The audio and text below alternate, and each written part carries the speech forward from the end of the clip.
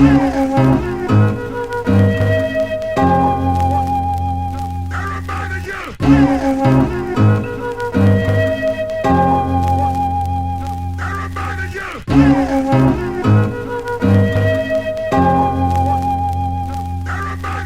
this is very different, JC. This is very new and exciting. And for those who don't know what we're talking about, we are introducing a video element on the Ethos Lakers podcast, JC. It has been a minute since you and I have been able to get together. You've been doing your thing. I've been doing my thing. We've been doing things in between on the show. But since we've been able to sit together and enjoy this, it's been a little while. And after two big road wins for the Lakers, coming off those victories in Boston and in New York, respectively, we've said it's time. Let's sit down. Let's do the damn thing. What is going on, man? How you doing? And can the Lakers finally use some momentum here to turn this around and start to get past that 500 mark? Yeah, I'm doing well. And it, seems there's been some unfortunate injury news as has been the case for the Lakers all season. But Oh, man. they may have stumbled into some rotation things at work. Like I know fans have been begging Darvin Ham to put Rui in the starting lineup, and kind of by lack of choices, he put him in the starting lineup, and it paid dividends. I mean, honestly, and people are, obviously we're pleading for people to be able to get Vanderbilt more minutes and more momentum in the crowd for more minutes, everything going right for Jarred Vanderbilt, everything progressing in the right direction, even on the cusp of rejoining that starting lineup and the Lakers using that lineup that was so successful last season in the playoffs. And then he has this foot injury to the other foot, JC, to the other foot. And that's the more concerning thing here. It's not like it's just an aggravation. This is just a new injury now. And so with Woj saying that it's potentially season ending, there's so much going on around the Lakers. There's the LeBron trade narrative. There's can the Lakers finally use momentum? There's a trade deadline. But since we're talking Vando, let's start there, JC. Let's build up the momentum. Vanderbilt, there is no one on this Lakers roster who does what Jarred Vanderbilt does. Plain and simple, he is their best wing defender. And after he worked so hard to finally get healthy, because he started from a deficit, right? He wasn't healthy in the preseason. He wasn't healthy to start the regular season. You could tell he wasn't really confident when he came back, wasn't maybe trusting that injury. Finally, in the last handful of games, maybe a few more, had started to get going, and now he finds himself on the sidelines indefinitely.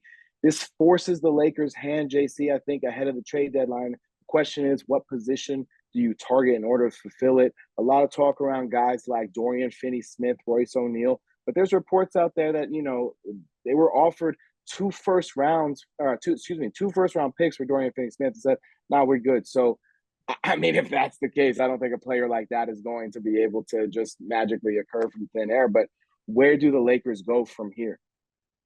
I mean, yeah, you obviously have to pivot. I don't think DeJounte Murray could be the focus, although he could be a more defensively impactful player than D'Angelo Russell has been. Vanderbilt, like you said, nobody else could do what he did. He could guard wings, he could guard forwards. Defensively, you might think of a shift towards a guy like Alex Caruso, but Alex Caruso can't guard forwards. He's too small. He can definitely guard guards, though. And so I think if a defensive shift is going to be your priority, I think that's an easy pivot to go to Alex Caruso, because the nice thing about Alex Caruso, he's not going to cost you anything big. Like I don't think you'd have to go giving up D'Lo in that situation. I think you could go the first round pick and maybe your young guys. JHS hasn't been great, but he's still an unproven prospect, so there's potential there.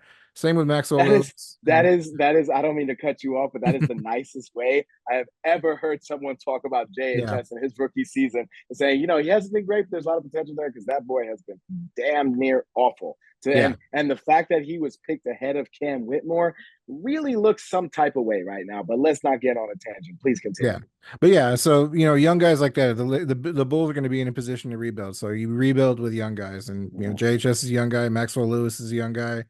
You've got the 29 first round picks, so the Lakers don't have to give up the farm to if their only prospect is to get Alex Caruso back. But yeah, and you could also replicate Jarred Vanderbilt in the form of 2 to 3 different players in Royce O'Neal and Dorian Finney-Smith and whatever third piece the Nets might give up. So that's what I think your focus or your pivot should be. DeJounte Murray, I think, would be nice, but I think the pivot should be elsewhere. I think Murray's a little bit probably has to be considered a little bit of a luxury right now, right? I don't think the Lakers are not also they don't find themselves to be in a position. D'Angelo Russell has been playing well, save Mhm. for the last couple of games offensively, where he has struggled in terms of his offensive efficiency. But overall, he has been playing well. And I don't know that the Lakers get better by just changing things up either, right? As good as DeJounte Murray in a vacuum is, I think maybe the idea of Murray is a little bit more appealing than the reality of integrating him moving forward, et cetera, et cetera, et cetera. So I'm not as inclined to push as hard on that front, but it's the wing defense for me that is an important part. And just to go back to Chicago for a second, JHS, assuming Lonzo Ball does come back next season, right? I mean, he seems to be on the road to recovery here. It's been such a weird and tragic, for lack of a better word, journey for him. I mean, it's just been awful in terms of what he's been able to sustain during his Bulls tenure. But JHS, if he were to wind up in Chicago, that actually wouldn't be the worst mentor for him. I feel like he might be able to learn some things from Lonzo. And at the same time, I feel like, for the Lakers, Caruso and LeBron have a chemistry on the court. I don't care what anyone says, right? Even I think they would tell you as much. So, I think that's a nice option for sure. I'm curious how aggressive the Lakers are in terms of what they're shopping because yeah, they have a first round pick available, and yeah, they could trade D'Angelo Russell or they could trade Rui Hachimura, but I don't really think they even could trade Rui Hachimura right now, given Vanderbilt's injury. So I'm not sure how many avenues the Lakers truly have to improve. And I think they might also value holding on to that first round pick until they can move multiple first round picks together and then go get something even larger because that would give them more flexibility moving into the offseason and things like that. So perhaps that's an avenue that they explore if they don't find anything that's just immediately something that's going to boom transform the team in the interim, especially because what magic bullet is there that's out there? I like the Caruso idea. I think it's a fun thing for fans as well. I don't have a certain feel in terms of which direction they might go, but it feels like, they should be involved. I saw a report today that PJ Washington and the Clippers, there might be something there. I'm not saying the Lakers should go after PJ Washington, but start thinking about other guys who aren't necessarily being mentioned in trade talks. One thing the Lakers have done very well is when they have been active in the market, they've kept it kind of quiet in terms of until the last moment, right? When it starts to break. So all this rumored stuff, especially with the Levine stuff, and just to end this, sort of rant on the Lakers and the Bulls and trade possibilities, I feel so bad for the Bulls and Bulls fans. All the lost money between Lonzo Ball, Zach LaVine, and the sunken investments in that backcourt. If I were to sit here 2 years ago and tell you that Kobe White was going to be the best part of the Bulls backcourt that featured Lonzo Ball and Zach LaVine, we'd be like, dude, I don't know if he should be on this podcast, but I think that might be the case right now, right? Yeah. Yeah, for sure. Wow. It's wild, man. Wild. So, in terms of the Lakers and trade season, it feels like a natural segue into the whole LeBron chatter, JC. I know I have a lot to say on this particular topic. I'm just going to start by saying this, and then I'll throw it to you for your thoughts. Genie Bus, for me, I'm just going to say it flat and simple. There is no way that Genie Bus is ever going to be the Lakers owner that traded LeBron James away from the brand. There is just no chance of that ever happening. Point blank, period. I do not see that ever manifesting in reality. So I just feel like this is so far fetched, but I would love to hear your thoughts and we can continue to chat on this for a little bit because boy, Yeah. I got a lot to say. Yeah, I mean, I think when it comes to LeBron being traded, that's the one possible trade scenario in which the Lakers would hold all of the leverage. Because if you're wanting to trade for LeBron, it's because you're desperate. Like the only team I can think of that might be desperate enough is Philadelphia. Philadelphia, Joel Embiid just had the surgery, or he's about to have the surgery on his knee. Could still come back this season, but Philadelphia's still a really good team. So Philadelphia could be they could maybe convince LeBron to come back to the East. The East is a little bit easier path than the West. Philadelphia's Mm-hmm. window is closing with every Joel Embiid injury, and granted, LeBron isn't exactly young, but Philadelphia is the only team I think could be desperate enough that could call the Lakers and be like, look, whatever you want, with the exception of Joel Embiid and Tyrese Maxey, whatever you want, you can have. All we want is LeBron, and that's really the only team. So it's not going to happen. I mean, it's such an interesting conversation to me because it's not an interesting conversation. And Right. what I mean by that, like the concept of this, it's so good for everybody to discuss, right? We're discussing it because we're obligated to, honestly, because that's what it is. But in terms of the ESPN media machine and creating content and capitalizing on quotes, I mean, I saw on Instagram the other day that they're posting quotes from LeBron, in 2010 when he decided not to join the Knicks as if it's like new and presentable information. Like, oh, the Lakers are playing the Knicks tonight. Let's make sure we get that out there on social media and just to create that conversation.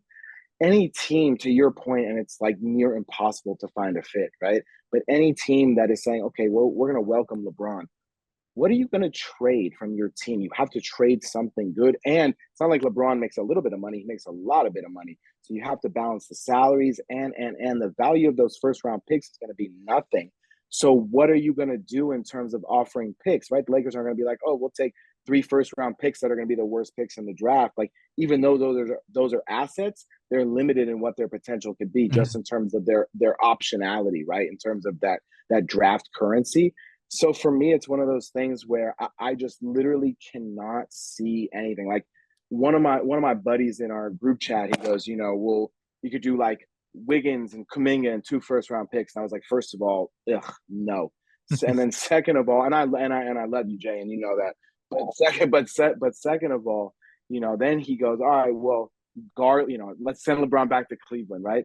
Garland, Mobley, and 2 first round picks. And while the talent isn't bad, it's just another example of how there is no deal where you feel like this makes any sense for the Lakers short term, long term Yeah. business. There is no plausible scenario. And And then it, I appreciate.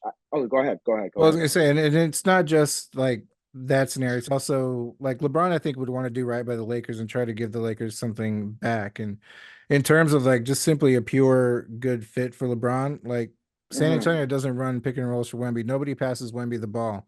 If LeBron was in That's San crazy. I Antonio, know. yeah, if LeBron was in San Antonio, he would make Wemby the next AD, but he would be miserable in San Antonio. And San Antonio Right. also doesn't have the assets to give back to the Lakers, so it's another no-go because Right. there's just both sides. There's nothing there. It's wow. Imagine that was fun to imagine for a quick second there, though. Yeah. I love that thought. Yeah, I know that's near and dear to you too. So it's like it's one of those things for me where it's great for the media fodder. The reality of it is not. I appreciate LeBron coming out through his agent, of course, saying that, hey, this is not going to happen. We're not in this to be traded. Yada yada yada. Which just for a lot of people who just seek the confirmation bias, it's, oh, this means he's got to be traded for sure, right? Like that's the evidence that everybody needs. But I appreciate that. I wish there was a strong leadership in the locker room sometimes, vocally behind closed doors, but that's a whole different story. As far as LeBron getting traded, it's not going to happen. Lakers are going to move forward, LeBron and AD. If LeBron does return to the Lakers for a 22nd season next year, the Lakers have to build this team in with their mind knowing that LeBron at best can be the third best player on this team. Mhm. That is the blueprint moving forward. They cannot continue to rely on LeBron as number one or number two player on any given night. And I think in retrospect, that is something the Lakers didn't emphasize enough. As fans didn't think about that. As analysts, probably not enough thought into that. Everybody, because he is so superhuman, we just expect this. And honestly, he has delivered for the most part. But in terms of being a proactive build, right? That's, I feel like, the better model to go forward with. And anything he would give you would just be an absolute bonus. But the Lakers are going to have to start thinking about this if they have not already, because that time is going to come very, very soon. And I think on some nights, JC, this season, despite his amazing numbers, we have seen that on a couple of occasions. Yeah, and the Lakers have to think about what their core is going to be. And at this point, the way he's been playing lately, Austin Reeves is a part of your core. So he may not be a big three, but the way he's been playing offense lately, it lightens the load for AD, lets him focus on defense more. The chemistry with LeBron, we've talked about nonstop ever since Austin Reeves was a rookie. So yeah, he's got to figure, and then you got to figure out how to build around your core of those three and maybe Max Christie. The way you've let Caruso go, the way you've let other people go, like don't make the mistake of letting Christie go because he's showing tons of potential. Preach, man. I literally during the game last night, I was shouting his praises. Blocked And two jump shots. I mean, it was crazy, and and he had the and one from three. I know he From missed the three, free yeah. throw, but still, he still nailed the three with that focus. And what I love Tries to about dunk Max everything Christie, when he gets the ball. It's I mean, great. I love having that problem as a fan, as a coach, as whatever. I love having that. You're too aggressive. Great. I would love to have that problem, you know? And the fact that he's still so young, he's still so coachable. He wants to play defense. He wants to be out there for the right reasons. He wants to impact the game. He's always been confident, which I appreciate. Even in his rookie season, when he did get out there in limited spurts, he played confidently. He didn't play with a hesitance.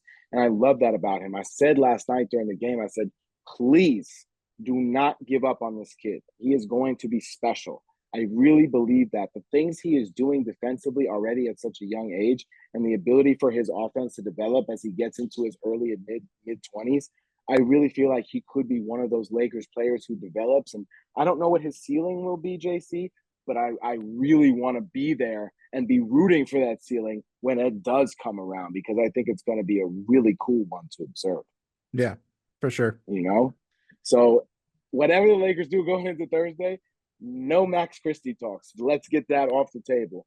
Now we have to talk about the Lakers play, JC, as we transition into, I mean, I'm hesitant to say anything about being above or below 500 because it seems like no matter what, they always seem to just come right back to that center mark of 500. LeBron said it after a game recently. He said, look, on any given night, we could beat any team in the league by 30. And given night, any team in the league could beat us by 30. And it really does feel that way with this team. The last two games have been an exception, right? Mhm. Okay, so going back to about a week ago, that's when the Lakers beat the Warriors in that just unbelievable double overtime game. Candidate for game of the year, in my opinion, not just Lakers game of the year, but in the whole NBA. I mean, it was just a phenomenal game. The way Steph hit that three toward the end, LeBron gets fouled, winds up hitting both free throws, seals the deal. But then the Lakers go and get trounced at 2 games in a row on the road. I mean, they come out completely flat afterwards. We say, if the Lakers were going to use anything as a momentum, as a turning point, it felt like that was going to be the game, right? That was such a big win. So they come out and they just get trounced 2 games in a row. Then they go into Boston. Everyone, myself included, like, no way. No LeBron, no AD. Celtics have lost 2 games at home all year. No way, right? Celtics, Lakers, Lakers, Yeah. Celtics. And what do? Shock the world. I mean, just play with this heart and hustle and intensity. It was a classic. The Lakers just played harder. The Celtics saw that AD and LeBron were out and said, we got this in the bag. And the Lakers just outworked them. And to the Celtics' credit, after the game, they didn't make any excuses. They gave the Lakers credit. They said, we were not ready. They just wanted it more. They outplayed us. They outworked us, right? But then for the Lakers to come out in the second game in New York a couple days later, beat the Knicks. I know the Knicks are without some guys right now, without Randall, without OG Anunoby. And I know especially Anunoby has made a huge difference. Obviously, Randall is, despite what Brunson has done for that team, none of that happens without Randall being there. You got to start somewhere. So give that man his flowers. They're always going to be a fan of Julius, right? And the Lakers go out and they beat the Knicks and they play good defense against the Celtics and the Knicks. And that has been the most impressive part, especially in the wake of Jarred Vanderbilt's injury against the Knicks. So that is my hope, is that the Lakers can sustain this level of defensive effort, because what will flow from that is an improved offensive effort as well. Just keep up that effort and no one's going to be mad at the results. Yeah, and that's kind of one of the things. Like the only reason we're entertaining all the trade talk is because one, it's out there, and two, the Lakers' record is horrendous. Like I've been on the record, if Darvin Ham can figure out this roster, I don't even really think you need a trade. But he clearly hasn't figured out the roster, Right. and so either you need to give him something that's easy for him to figure out, or I mean, it seems like he's going to be in here for the long haul. So I mean, he's got to figure out the puzzle to this roster.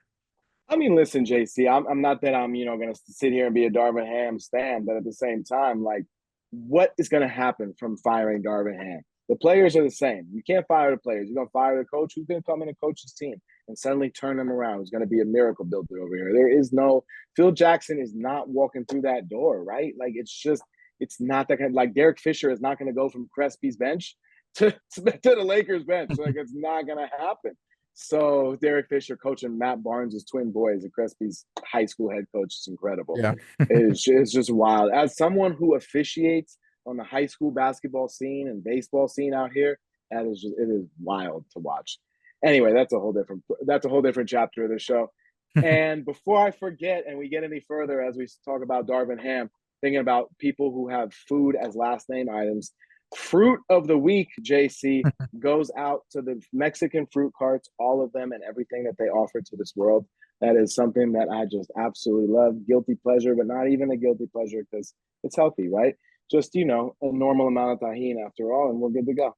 All right, now that we had that moment, the starting lineup under Darvin Ham, obviously JC has been heavily criticized.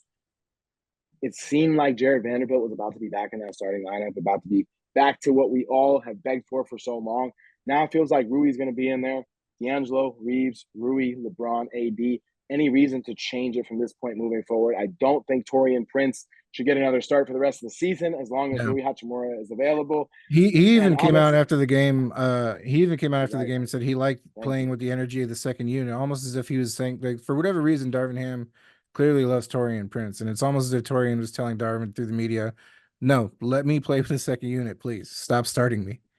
I think Darvin also as an ex player, I think he gravitates toward veterans as well. But it's like it's very similar to Doc Rivers. I don't know if it's as exaggerated because Doc Rivers, like, yeah, I feel like you got to have almost an AARP card to play for Doc Rivers. No, I'm just playing, but at the same time, like he just gravitates and shies away from those younger players, especially rookies. But Darvin Ham is I have noticed him to be similar. I understand the idea of the steadying veteran, but you're paying Rui Hachimura $17 million a year. He's been in the league for a while. Wait, I have a secret for everybody. Rui Hachimura is actually a veteran as well. So you can put him in that same role and allow him to cook.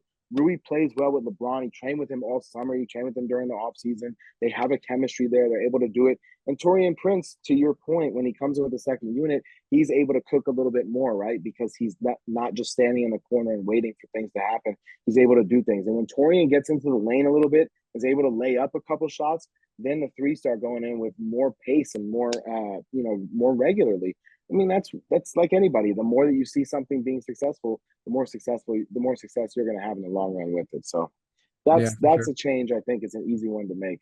And in terms of if you had to make a prediction, JC, you absolutely had to make a prediction in terms of from now to the time of the Lakers trade deadline. Two questions? Do the Lakers make a move? And if they do, or regardless whether they do or don't, who do you want to see them go pursue? And I know one of those players is Alex Caruso. So if you have a second one, you can let us know. Um, I mean, I've thought about it a lot. I mean, besides Alex Caruso, I can't really think of the backup center thing has been weird because the minutes between Christian Wood and Jackson Hayes have been so sporadic. And Jackson Hayes has actually played well recently. He's Mm-hmm. developing a little bit of chemistry with LeBron. And that's kind of been, I think, their biggest hindrance is those two's lack of development with LeBron. And the fact that they've been playing better is a good sign. But Christian Wood had a stretch where he was playing really good, and then all of a sudden now he's back to DNP CDs, and we don't know why. Jackson Hayes is getting more minutes, and when Christian Wood was playing really well four or five games ago. Mm-hmm. So I think you've got to figure out if you're not going to figure out a consistent backup center, then trade for one. And I mean, I know we've been down the Andre Drummond path before, but he's still available now, and I think it's like While we're maybe like the talking Dwight Alex Howard thing. Caruso, might as well Yeah. throw him in too. Yeah. And so, yeah, I think yeah, I think a backup center like Drummond, I think would be good. Maybe he would have a better relationship with him than he did Frank Vogel. So that's the only other really possibility out there is if not Drummond, then some other type of backup center that can play alongside AD. I wonder how bad Gabe Vincent's knee injury is, like in terms of is he gonna come back this season? Because if the Lakers are of mind that Gabe Vincent will not be back at all this season, and of mind that Jarred Vanderbilt will not be back at all this season, then I'm not convinced that just one player, no matter who they are, is going to make a difference, right? They may actually need to upgrade at multiple spots. So what I would like to see is I do think the Lakers try. I'm gonna cheat on this one. I do think the Lakers try and make a move. I do think they will be active in conversations. I don't think that they will be um, reticent or hesitant to offer players in the right deal, but I don't think they're just going to overstretch or stretch themselves too thin in an effort to do something that is not going to change the ceiling of this team. Because although it is urgent for this team to win because it might be LeBron's last year, is in his prime, all the usual narratives, at the same time, the Lakers do have a responsibility to the franchise to consider the long term as well as they move forward into an era of not necessarily uncertainty, but an era of non-LeBron domination and what is to come from that. So Yeah. that's where I think the Lakers find themselves in the short term and the long term. And in the interim, JC, hopefully the Lakers can get back to those winning ways, because if they can just win 5 out of every 6 from this point moving forward, they will find themselves in the postseason instead of the play-in tournament. And really, that's the only thing that matters. Yeah, the thing that helps is that while they are ninth, below them is a pretty wide gap. So like I mean, you obviously can go down, but there's really nowhere to go but up from from the Lakers standpoint. And I mean, back to the trading deadline again, I think, I always say that when there's so much smoke that in a trading rumor that eventually it doesn't end up happening. For a while, it seemed like DeJounte Murray was a certainty. The smoke has gone on so long that it hasn't happened yet. It's making me think that it's not going to happen anymore. And so just like last year, I do think at the last minute it'll be a surprising trade that we can't even think of. Like we couldn't have even have concepted of Jarred Vanderbilt and D'Angelo Russell and the trade that happened last year. Like it wasn't even a thought. And so I think that's what might end up happening. Whatever weird scenario that we can't be thinking of might end up happening. That's my read on it as well. Is whatever does wind up happening, it will not be something that's rumored. If Zach LaVine were healthy, I don't think it would be something like that, right? I don't think it's something that everybody wants to talk about on the internet. I do think it'd be something that would kind of sort of come out of left field, for lack of a better way to say it, and allow the Lakers to upgrade in a way that nobody else had thought about except those people working on that trade. JC, any last parting thoughts? This has been a new thing for us to be on video together. I like it. It's nice to interact in this format, It feels a lot more personal. Hopefully our listeners who are able to make the transition to video are able to make that transition with us and are able to consume it that way. Of course, the audio will always be available to those who prefer the audio and the smooth, dulcet sounds of both JC and I's voice. Final words, my friend? No, yeah, this is a lot of fun. It's it's nice to see the view counts on the YouTube YouTube videos. So that's pretty nice. No real idea how many people listen on the audio podcast, but like this is an episode that'll be uploaded to the audio as well. The game recaps that I've been doing are a little more visual, so I didn't do audios of those. But yeah, this is a nice, fun addition. All right, man. I look forward to the next time as well. Hopefully the Lakers can keep winning. So the recaps stay hot and the overall analysis remains positive, because we all deserve that optimism in our lives. Until next time, we out.